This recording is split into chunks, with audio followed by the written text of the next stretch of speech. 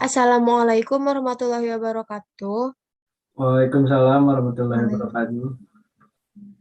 Alhamdulillahirabbil alamin wassalatu wassalamu ala asrofil anbiya'i wal mursalin wa ala alihi washabihi ajmain amma ba'du. Pertama-tama marilah kita panjatkan puji dan syukur kepada Allah Subhanahu wa taala yang mana berkat rahmat dan karunia-Nya kita bisa bertatap maya pada hari ini.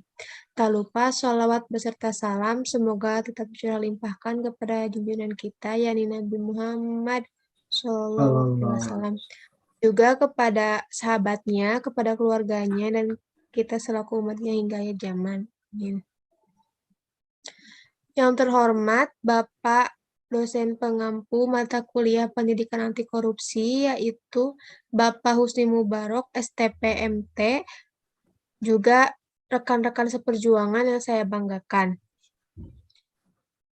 Pada kesempatan kali ini, kami dari kelompok 4 dengan anggota saya sendiri, Zulfi Septia Anzana, dengan NPM 2176017, selaku moderator juga sebagai penyaji materi ketiga, bersama dua rekan saya, yaitu Saya Andika Febriansah dengan NPM 217006010 sebagai pemateri kedua. Saya Nadia Nurul Fadila dengan NPM 217006030 sebagai pemateri pertama.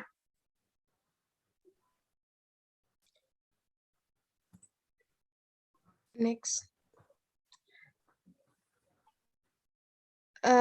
Di sini kami akan membahas mengenai faktor-faktor penyebab dari korupsi, lalu pelaku yang terlibat, kemudian modus operandi kasus korupsi, lalu yang terakhir dampak yang mungkin timbul dari kasus korupsi tersebut. Untuk mempersingkat waktu, saya akan buka sesi penyajian materi, yaitu mengenai faktor-faktor penyebab korupsi dan pelaku yang terlibat, yang akan dipaparkan oleh saudari Nadia. Kepada saudari Nadia, saya persilahkan. Terima kasih kepada Julpi selaku moderator yang telah mempersilahkan saya untuk memaparkan materi. Di next, Andika.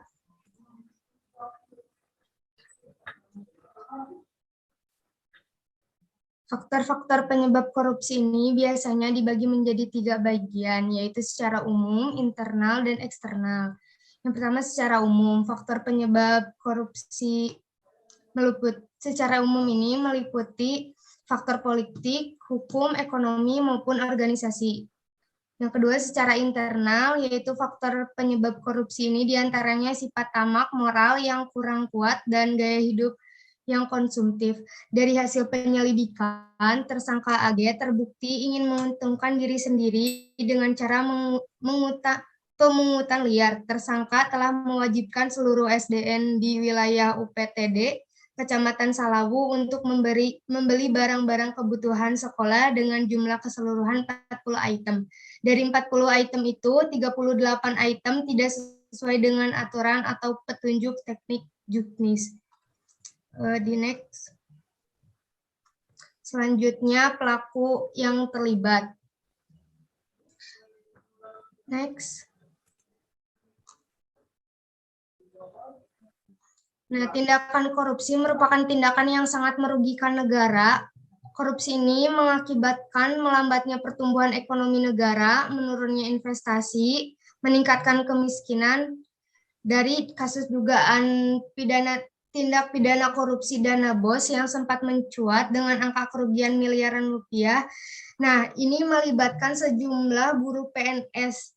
Ternyata yang telah diakui oleh audit pihak Inspektorat Kabupaten Tasikmalaya sehingga muncul kerugian negara sebesar 50 juta. Mungkin sekian pemaparan materi dari saya kembalikan kepada moderator. Terima kasih. Baik, terima kasih kepada saudari Nadia yang telah memaparkan materi mengenai faktor dan pelaku. Kemudian, yaitu penyajian materi yang kedua, yaitu mengenai modus operandi kasus korupsi yang akan dipaparkan oleh saudara Andika. Kepada saudara Andika, saya persilahkan. Terima kasih kepada moderator yang telah mempersilahkan saya untuk memaparkan materi selanjutnya mengenai modus operandi kasus korupsi. Modus operandi dalam dugaan kasus korupsi ini berdasarkan hasil penyidikan, pelaku telah melakukan pungutan liar dengan cara mewajibkan anak SD sekecamatan Salawu untuk membeli barang tidak sesuai dengan petunjuk teknis pengelolaan BOS. Sebagaimana diatur dalam Peraturan Menteri Pendidikan dan Kebudayaan Republik Indonesia Nomor 21 Tahun 2018. Dari 40 item barang yang diwajibkan dibeli, ada 38 item pengadaannya tidak sesuai dengan petunjuk teknis pengelolaan dana BOS. Dalam kasus ini, polisi mengamankan 145.854.000 rupiah yang dibawa dalam tas dan uang tunai senilai 690.581.000 rupiah disimpan di kantor UPT Pendidikan Salawu. Dari hasil perhitungan inspektorat, kerugian keuangan negara dari kasus ini sekitar 50 juta rupiah. Sekian yang bisa saya paparkan. Selanjutnya saya kembalikan ke moderator. Terima kasih kepada Saudara Andika yang telah memaparkan materi mengenai modus operandi kasus korupsi. Kemudian penyajian pemaparan materi yang terakhir yaitu mengenai dampak kasus korupsi yang akan dipaparkan oleh saya sendiri. Yang keempat yaitu dampak kasus korupsi.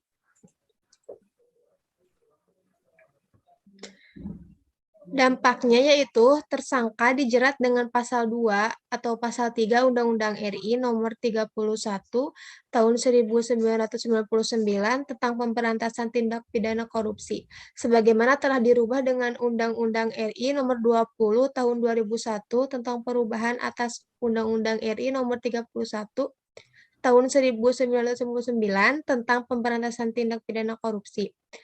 Tersangka juga diancam pidana penjara seumur hidup atau pidana penjara paling singkat 4 tahun dan paling lama 20 tahun dengan denda paling sedikit 200 juta dan paling banyak yaitu dendanya 1 miliar.